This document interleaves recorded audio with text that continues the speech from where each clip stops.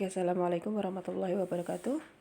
Oke, kali ini kita akan membahas tentang akuntansi transaksi salam. Jadi tujuan pembelajaran kita, harapannya nanti setelah mengikuti penjelasan ini, kalian akan mampu mendefinisikan apa itu transaksi salam, kemudian mampu mencatat, mengukur, menyajikan, dan mengungkapkan transaksi salam yang dilakukan oleh bank syariah. Oke, seperti biasa, ada 6 aspek yang akan kita pelajari serelevan dengan tujuan pembelajaran tadi. Yang pertama adalah definisi, kemudian yang kedua adalah pengakuan, selanjutnya tentang pengukuran, kemudian penilaian atau berapa yang dinilai, kemudian penyajian, dan terakhir tentang pengungkapan. Ya, pertama kita bahas dulu definisi dulu. Apa itu salam? Transaksi salam bisa kalian ingat kembali pada mata kuliah sebelumnya yang ada di Bank dan Lembaga Keuangan Syariah. Jadi BAI Salam panjangnya ya, atau singkatnya sering disebut dengan istilah salam, itu merupakan transaksi jual beli di mana penjualannya pembayarannya dilakukan di awal, atau bahasa kala di sini saya tulis in front payment.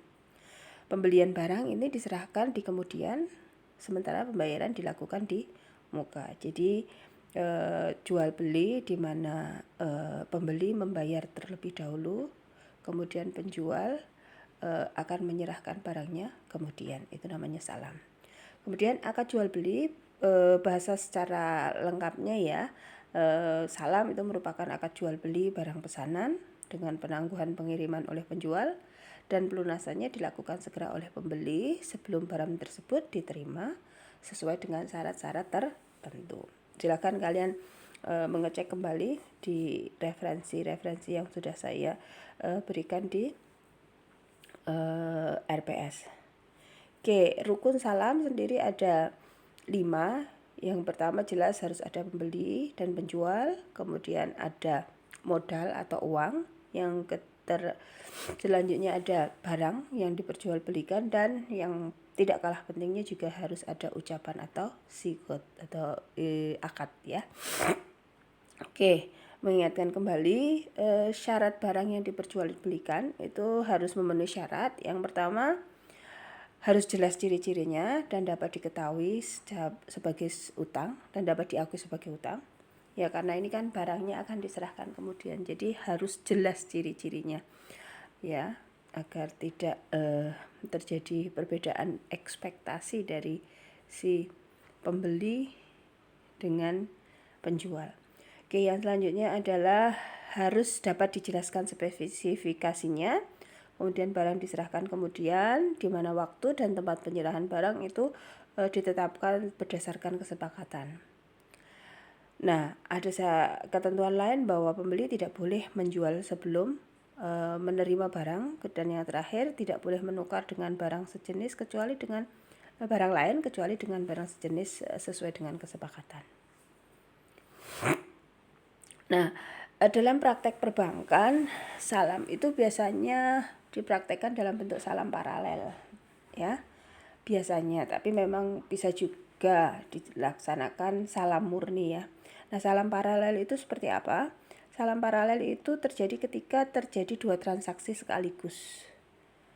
Jadi bank bisa bertindak sebagai penjual ya, kemudian barang yang dijual itu dipesankan kepada pihak lain, sehingga bank juga bertindak sebagai pembeli. Jadi syaratnya apa? Tapi harus ada syaratnya, yaitu bahwa ini terjadi 2 akad salam, yaitu akad salam antara bank syariah dengan calon pembeli dan bank syariah dengan penjual atau pemasok gitu ya. Nah, syaratnya bahwa akad salam yang pertama itu tidak boleh tergantung dengan akad salam yang kedua. Jika akad salam gagal, yang pertama gagal, ya tidak otomatis yang akad salam yang kedua itu dibatalkan. Ini harus 2 akad yang berbeda. Karena kalau sampai ada akad ganda itu kan hal yang dilarang dalam Islam. Termasuk hal yang dilarang dalam Islam kalau kalian belajar kembali di mata kuliah sebelumnya. Oke, dalam hal bertindak sebagai pembeli, bank syariah dapat meminta jaminan kepada penjual untuk menghindari resiko yang merugikan. Nih, secara sederhana kalian bisa melihat skema salam seperti apa. Skema salam yang biasa itu yang atas. Jadi pertama itu ada kesepakatan antara penjual dan pembeli. Kemudian yang kedua, pembeli menyerahkan uang. Yang ketiga, penjual menyerahkan barang. Itu gambaran secara sederhana dari salam itu sebenarnya seperti itu. Tapi kemudian di dalam praktek perbankan itu biasanya seperti saya sebut tadi, menggunakan skema paralel. Gambarnya secara sederhana Anda bisa lihat seperti gambar yang kedua, ya. Jadi ada dua akad. Akad yang pertama itu kalau di gambar ini adalah akad antara pembeli dengan si bank syariah. Ini yang di tengah ini bisa bertindak sebagai pembeli atau penjual, nih kita asumsikan bank syariah. Jadi bank syariah bisa bertindak sebagai pembeli, namun juga bisa bertindak sebagai penjual. Ketika sebagai penjual, akad yang dilakukan, skemanya adalah pertama seperti yang tadi juga, melakukan kesepakatan antara bank syariah dengan pembeli, kemudian pembeli membayar kepada bank syariah, dan yang selanjutnya bank syariah menyerahkan barang kepada pembeli sesuai dengan ketentuan waktu, ketentuan kualitas, dan ketentuan tempatnya, ya. Nah, biasanya bank syariah ini kan jelas tidak punya persediaan barang salam, sehingga ketika ada kesepakatan dengan pembeli, biasanya bank akan mencoba mencari pemasok, sehingga kemudian bank melakukan salam yang kedua, akad salam yang kedua antara bank dengan penjual atau pemasok. Atau biasanya kalau salam itu kan aplikasinya yang sering yang biasa dalam Islam itu kan biasanya dengan petani, ya. Jadi akad antara bank syariah dengan penjual atau pemasok atau biasanya petani kalau dalam konsep Islam. Nah, sama prosesnya, jadi membuat kesepakatan, kemudian bank menyerahkan uang kepada pemasok atau petani, kemudian yang terakhir baru kemudian petani menyerahkan kepada bank berupa barang salam. Itu skema paralel yang sederhana, idealnya seperti itu, ya. Jadi ini dua skema yang berbeda, dua akad yang berbeda, sehingga pelaksanaannya juga berbeda. Itu secara sederhana digambarkan seperti itu. Nah, kalau dalam praktek perbankan seperti apa? Kalau dalam praktek perbankan kalian bisa lihat dalam gambar ini. Jadi biasanya dalam praktek perbankan itu akad salam paralel yang terjadi seperti pada gambar ini. Jadi yang pertama, ya di sini ada tiga, sama seperti sebelumnya, ya.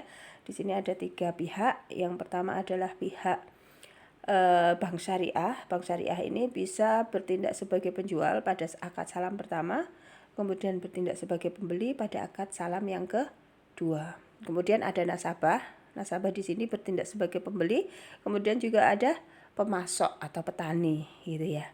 Oke, pada akad salam pertama ketika bank syariah menjadi penjual, itu langkah yang terjadi adalah yang pertama ada negosiasi dan akad salam. Kalian bisa lihat pada nomor urut yang pertama, itu ya.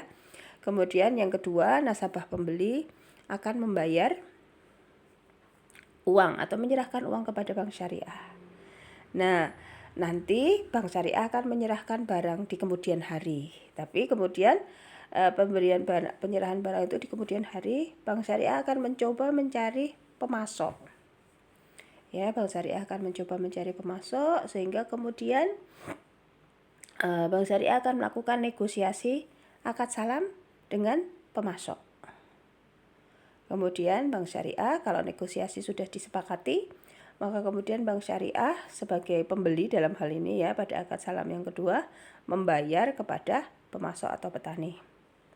Nah, ketika barang udah jadi, dalam praktek perbankan petani tidak tidak mengirimkan barangnya ke bank syariah, tapi dikirim langsung kepada nasabah pembeli. Kalian bisa lihat ini nomor 5, kirim barang langsung dari pemasok ke pembeli. Kemudian yang dikirimkan oleh petani atau pemasok kepada bank syariah itu adalah dokumen bukti pengiriman. Jadi ini praktek salam paralel yang terjadi pada perbankan syariah.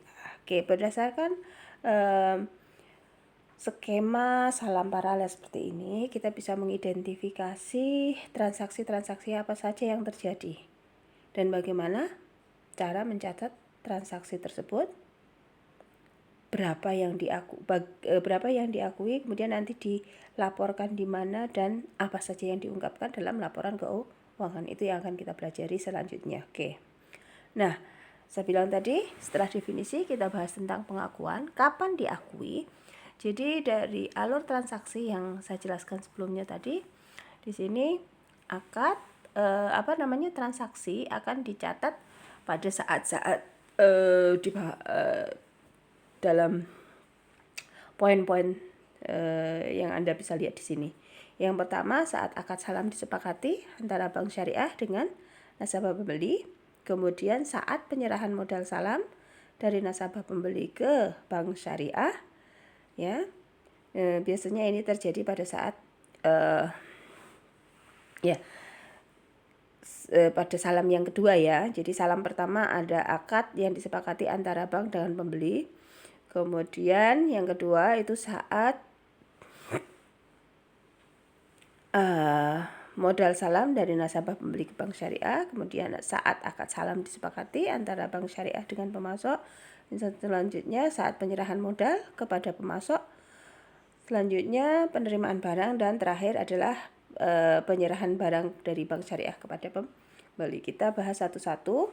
Nah, untuk mempermudah pembahasan kita langsung lihat ilustrasi ya. Jadi berdasarkan ilustrasi ini nanti biar kelihatan berapa yang dicatat gitu ya. Bagaimana cara mencatatnya dan berapa yang dicatat, kita lihat dulu ilustrasi kasus yang kalian bisa baca di sini.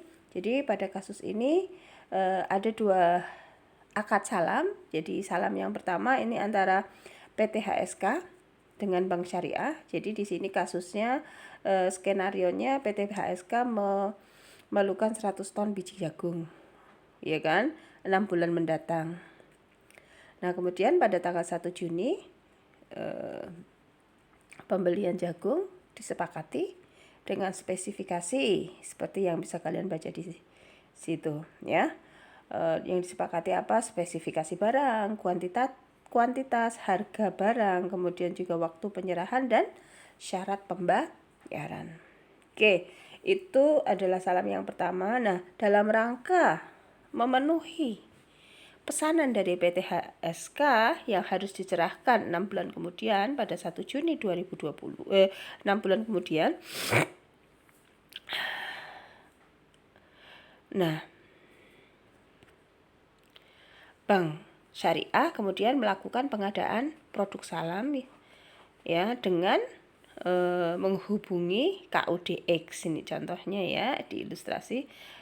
Jadi pada tanggal 1 Juni dapat pesanan dari PT HSK, terjadi kesepakatan dengan spesifikasi yang sudah tertulis sebelumnya, sehingga kemudian pada tanggal 2 Juni Bank Syariah melakukan kontak dan membuat kesepakatan dengan KUDX untuk pembelian jagung yang dipesan oleh PT HSK tadi. Kemudian 2 Juni dibuat kesepakatan antara Bank Syariah selaku pembeli dengan KUDX sebagai penjual. Spesifikasinya kalian bisa lihat di sini. Sama, biji jagung hibrida kualitas 1, jumlahnya 100 ton, harga yang disepakati dengan KUDX ini 6,5 juta per ton. Kemudian penyerahan modal tunai pada saat akad. Waktu penyerahan barang diatur 1 September, 1 Desember. Kemudian jadi seperti saya sampaikan sebelumnya, sebagai pembeli bank bisa meminta jaminan untuk keberhati-hatian. Jadi di sini ada jaminan sertifikat tanah, dan jika terjadi kegagalan, bank juga bisa mengenakan denda, dan denda ini harus disepakati terlebih dahulu ya di ilustrasi ini disepakati 2% dari nilai produk yang belum diserahkan. Oke. Jadi dengan ilustrasi tersebut, bagaimana cara nyatetnya? Kita coba lihat. Jadi pertama saat pencatatan saat akad salam pertama disepakati, ya. Jadi Bank Syariah akan mengakui timbulnya kewajiban salam pada saat nasabah pembeli menyerahkan pembayaran atas produk salam yang dipesan.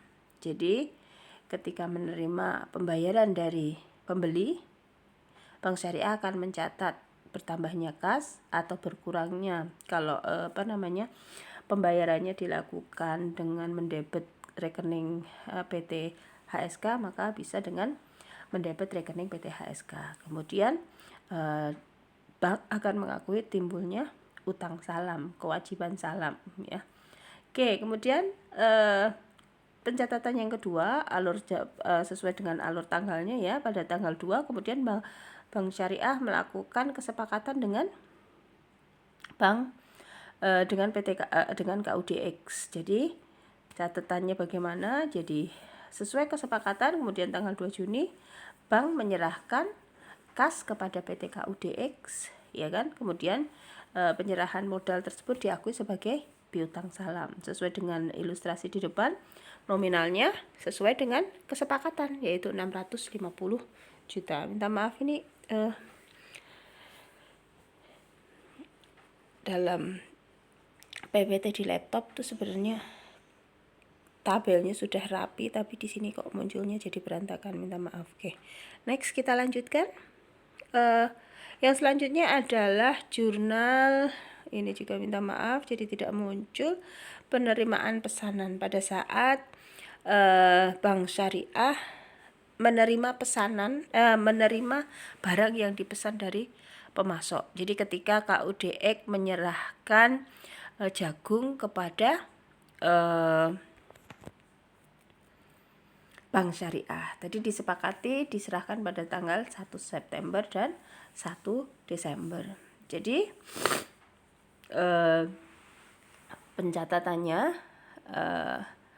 pada tanggal yang disepakati, barang salam yang diterima dari pemasok diakui sebagai persediaan. Persediaannya diakui sebesar nilai wajar.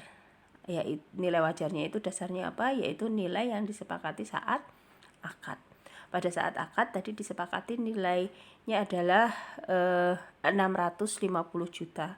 Berarti kalau diberikan 2 kali masing-masing adalah 325 juta. Sehingga dicatat pada tanggal 1 September itu bank mendebet rekening persediaan produk salam dan mengkredit piutang salam. Besarnya adalah sebesar 325 juta. Pada tanggal 1 Desember juga melakukan pencatatan yang sama untuk mencatat penyerahan barang salam dari pemasok, dalam hal ini adalah KUDX, kepada Bank Syariah. Nah, pada ilustrasi kasus ini diasumsikan kualitas nilai wajar dalam barang salam itu sama dengan nilai yang disepakati. Ya, dalam prakteknya nanti ada 2 kemungkinan lain yang bisa terjadi pada penerimaan barang. Bisa jadi kualitas dan harganya itu lebih rendah dari nilai kontrak yang terjadi pada saat disepakati, bisa juga lebih tinggi. Nah, perlakuan akuntansi ketika terjadi perbedaan antara nilai wajar dengan nilai yang disepakati saat kontrak itu nanti kita akan bahas di belakang pada pada saat kita bahas tentang variasi transaksi salam. Oke. Yang selanjutnya adalah jurnal pencatatan saat penyerahan pesanan. Jadi ketika barang sudah dikirim oleh si pemasok, Bank Syariah akan mencatat timbulnya persediaan produk salam. Nah, bank itu kemudian persediaan produk salam itu kemudian akan diserahkan kepada si pembeli pada hari berikutnya, ya, sesuai dengan kesepakatan. Pencatatannya, hutang salam akan berkurang, persediaan produk salam akan berkurang. Ya, karena tadi ada selisih, ya. Kesepakatannya adalah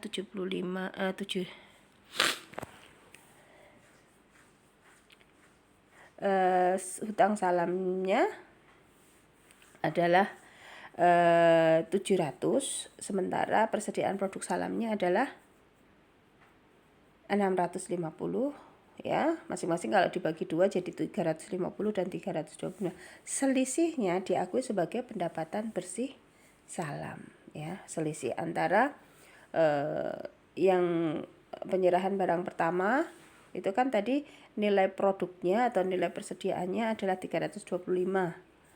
Hutang salamnya kalau dicicil dibagi 2 yaitu 350. Jadi ada selisih 25 juta. Selisih 25 juta itu dianggap sebagai pendapatan bersih salam. Nah, pencatatan yang sama dilakukan pada saat penyerahan yang kedua, yaitu pada tanggal 2 Desember dengan pencatatan yang sama persis karena nominalnya sama ya. Hutang salam berkurang sebesar nilai hutang salam yang masih tersisa yaitu 350. Kemudian persediaan produk salam dan diakui adanya pendapatan bersih salam.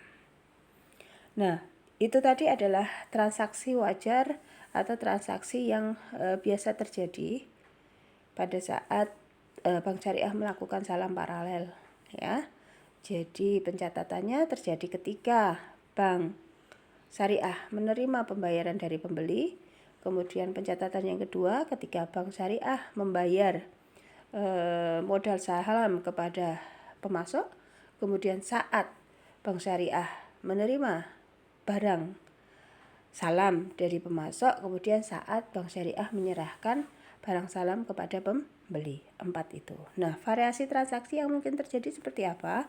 Untuk memudahkan variasi transaksi yang terjadi ada beberapa. Yang pertama, akad salam terjadi karena ada nasabah petani yang membutuhkan modal saham. Jadi kalau di ilustrasi sebelumnya tadi yang membutuhkan jasa dari bank itu adalah nasabah pembeli ya. Nasabah pembeli memerlukan perlu barang berupa jagung tadi ya.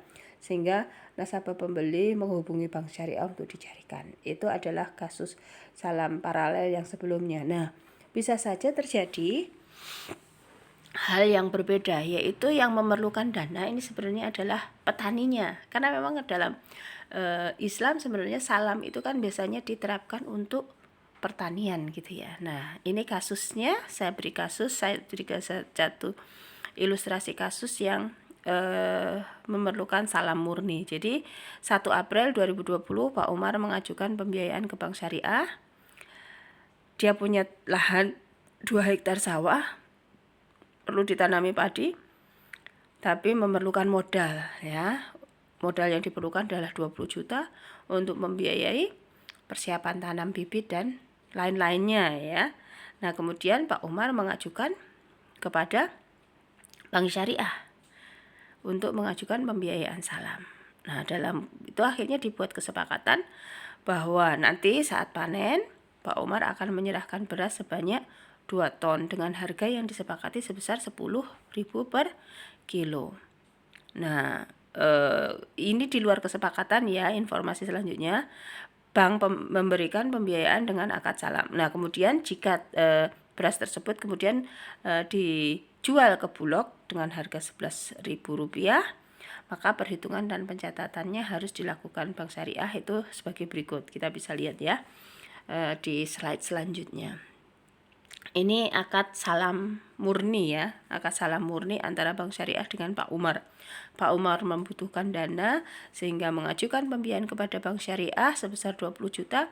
Kemudian sebagai imbal baliknya dibuat kesepakatan bahwa saat panen nanti Pak Umar akan menjual berasnya kepada Bank Syariah dengan kesepakatan kuantitas dan harga ya. Oke, itu salam murni. Oke, jadi pencatatannya apa? Jadi jurnal yang dibuat oleh Bank Syariah.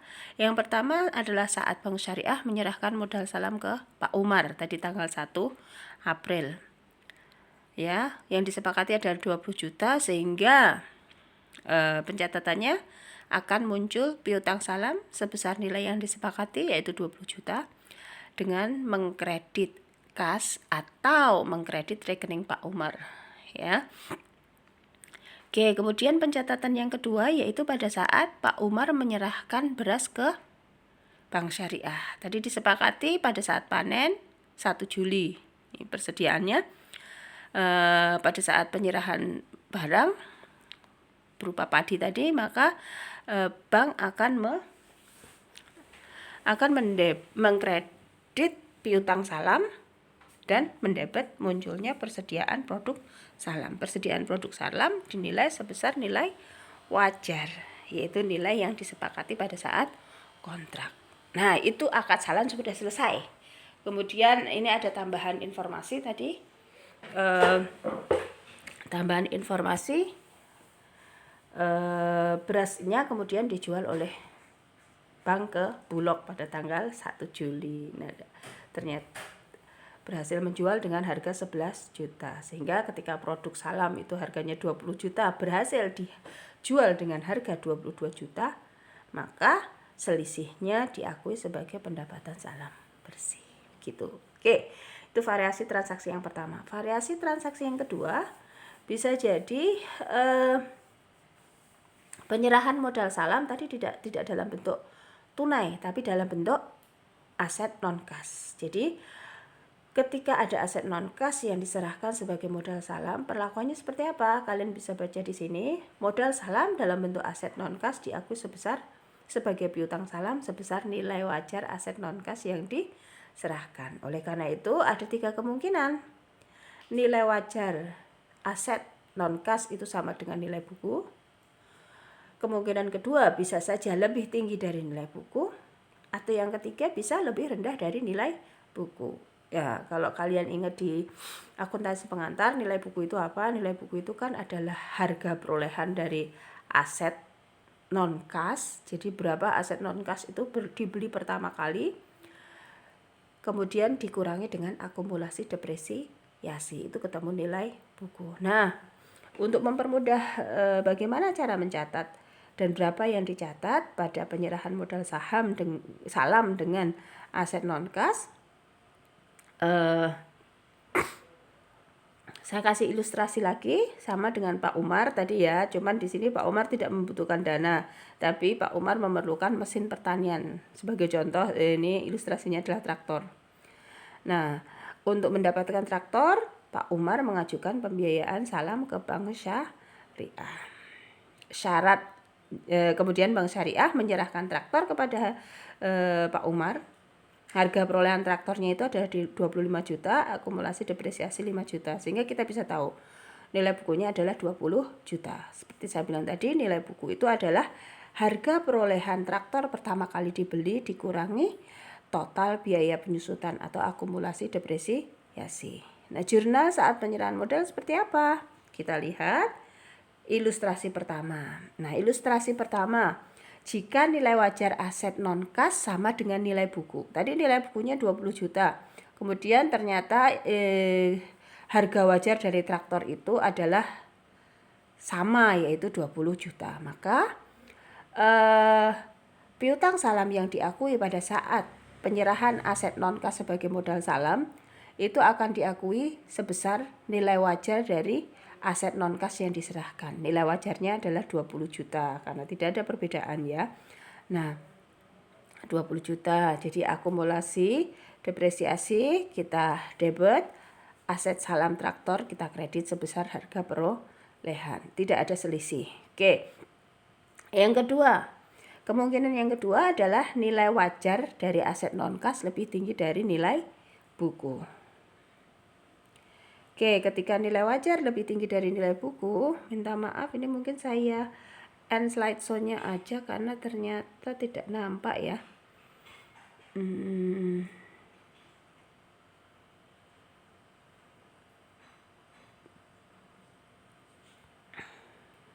Oke, gini aja, nanti kalian lihat sendiri di PPT-nya. Jadi ini sudah dibuat sedemikian rupa rapi, tapi kok ternyata tabelnya jadi berantakan. Nah, jika nilai aset non kas lebih tinggi, ini akan diakui. Ilustrasinya gini ya. Kalau tadi harga wajar dari traktor, harga wajar itu harga pasar ya.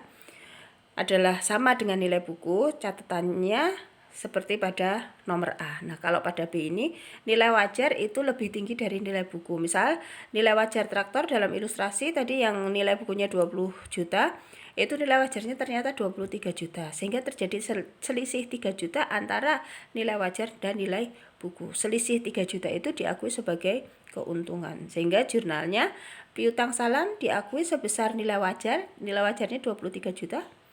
Kemudian akumulasi depresiasi dan aset tadi nilai buku nilainya adalah 20 juta. Nah, selisih 3 juta diakui sebagai keuntungan penyerahan keuntungan ya.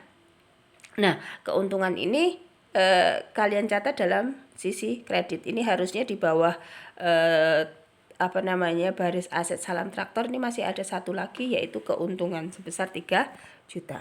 Oke. Next. Yang ketiga, kemungkinan yang ketiga adalah nilai wajar dari aset non-kas itu lebih rendah dari nilai buku.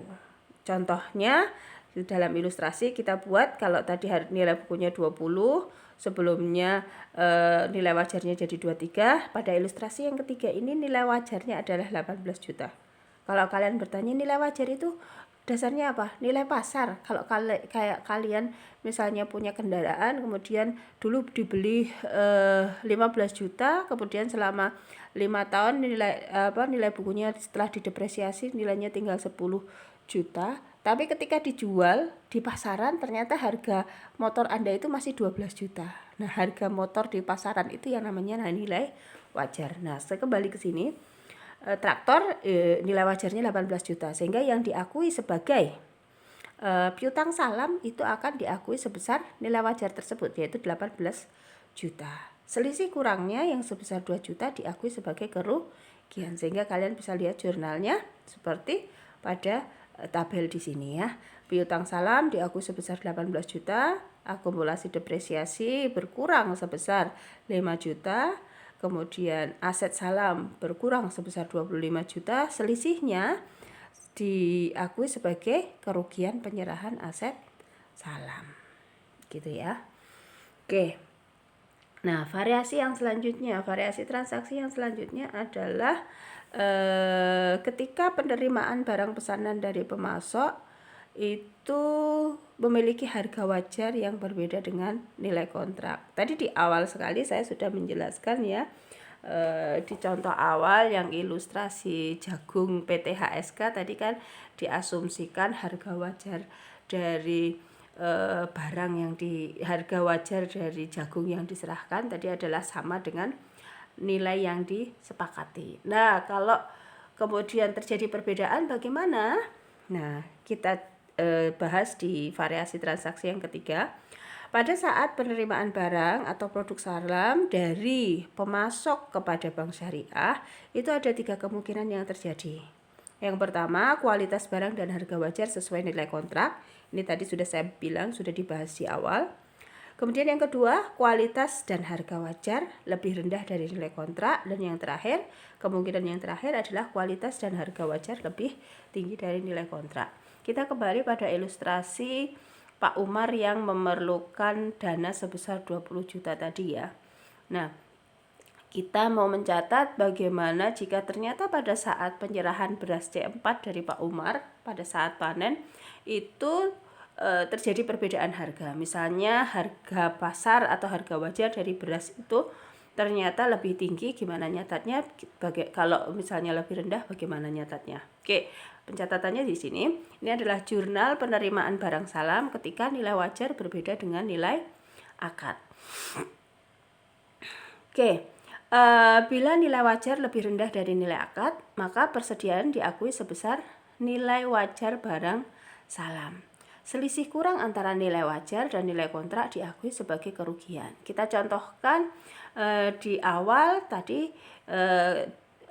di akad disepakati harga berasnya adalah 10.000 per kilo, tapi ternyata pada saat panen harga beras turun menjadi 9.000 per kilo. Selisihnya itu diakui sebagai kerugian. Nah, tadi per kilonya 9.000, kemudian jumlahnya 2 ton sehingga kan kita bisa tampilkan 9.000 kali 2.000 itu totalnya adalah 18 juta. 18 juta itu adalah persediaan salam berupa padi C4. Nah, kemudian piutang salamnya berkurang sebesar ya tadi, sebesar yang sudah disepakati, yaitu sebesar 20 juta. Selisihnya diakui sebagai kerugian penerimaan barang salam.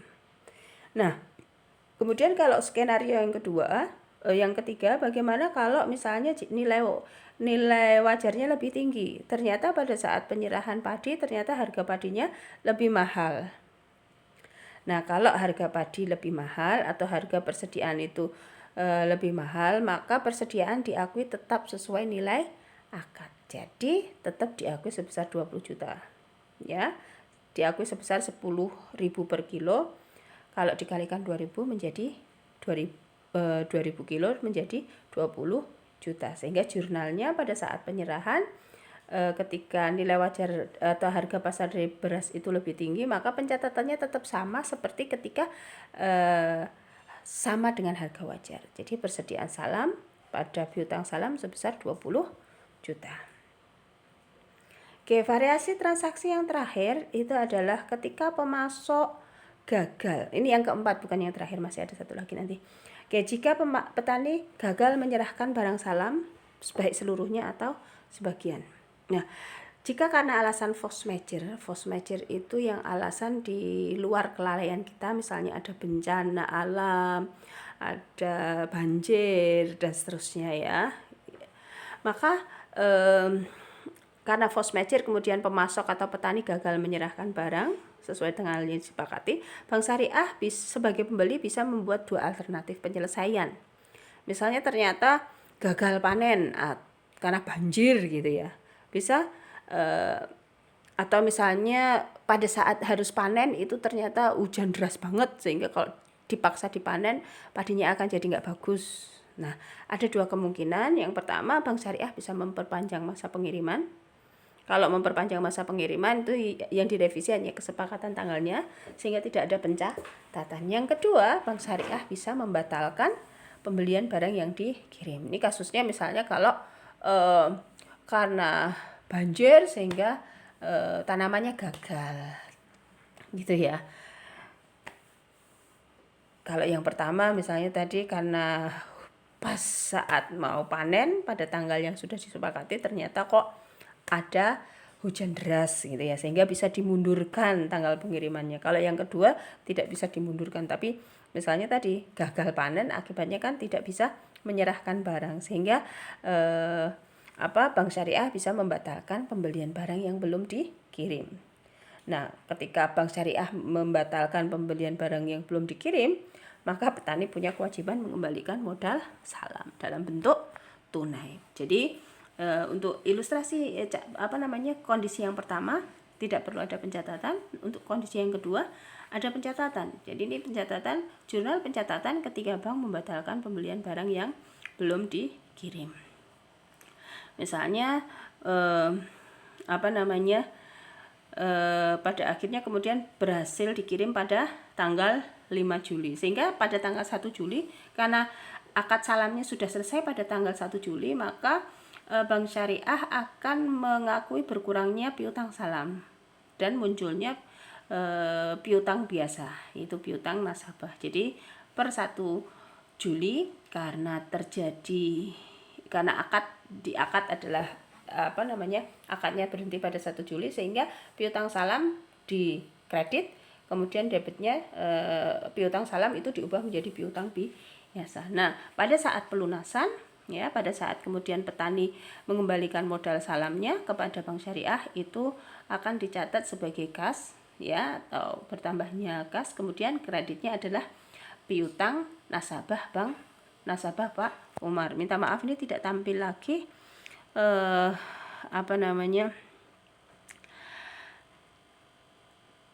tabelnya satu ini tidak muncul. Jadi ini sebenarnya di bawah kas atau rekening nasabah ini masih ada satu rekening yang dikredit, yaitu rekening piutang nasabah Pak Umar sebesar 20 juta.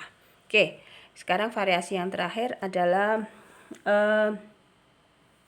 pengenaan denda ya.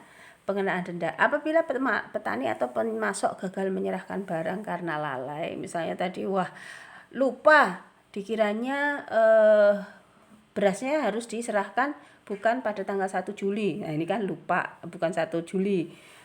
Nah, kelupaan sehingga Pak Umar lupa harusnya diserahkan tanggal 1 Juli baru diserahkan tanggal 6 Juli karena lupa, ini kan kelalaian. Nah, denda akan bank bisa meminta dendanya disepakati di awal, misalnya ya berapa persen dari nilai yang belum diserahkan. Ini di sini dicontohkan adalah 2%. Nah, jika bukan karena alasan force majeure, petani atau pemasok gagal menyerahkan barang misalnya sesuai dengan tanggal yang disepakati, Bank Syariah bisa mengenakan denda. Nah, denda ini diakui sebagai bagian dari dana kebajikan. Dana kebajikan kan hanya bisa dilakukan didistribusikan untuk hal-hal yang berkaitan dengan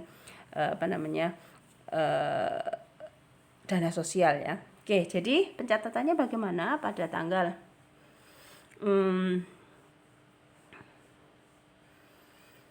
pada tanggal 6, minta maaf ini salah tulis 6 ya, bukan 5. Jadi tanggal 6 Juli persediaan salam beras C4 ya, kemudian piutang salam. Kemudian ada tambahan pencatatan membayar denda 200 juta dimasukkan sebagai dana kebajikan kas, kemudian kreditnya adalah pendapatan dana kebajikan. Oke, ini ada satu lagi yang tidak tampak ya karena tampilan dari PPT-nya yang tidak sempurna. Oke, ini adalah variasi transaksi yang mungkin terjadi. Nah, sudah kemungkinan pencatatan transaksi salam sudah saya jelaskan secara menyeluruh tadi. Nah, yang selanjutnya adalah bagaimana penyajian rekening yang terkait transaksi salam di neraca. Itu nanti ada piutang salam. Jadi ini piutang yang timbul karena pemberian modal usaha salam dari Bank Syariah. Kemudian juga ada kemungkinan piutang, yaitu piutang yang timbul karena pemasok tidak dapat memenuhi kewajibannya dalam transaksi salam. Seperti tadi ada piutang nasabah Pak Umar karena Pak Umar lalai karena Pak Umar gagal menyerahkan akibat force majeure, sehingga kemudian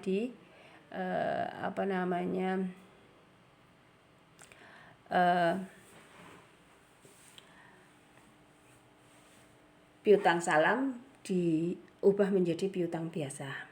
Oke, kemudian yang selanjutnya adalah penyajian utang salam. Utang salam itu timbul jika bank menjadi penjual produk salam yang dipesan kepada nasabah.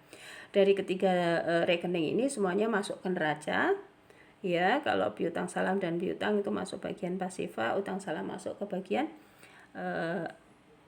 terbalik. Piutang salam dan piutang itu masuk ke bagian aktiva, kemudian utang salam masuk ke bagian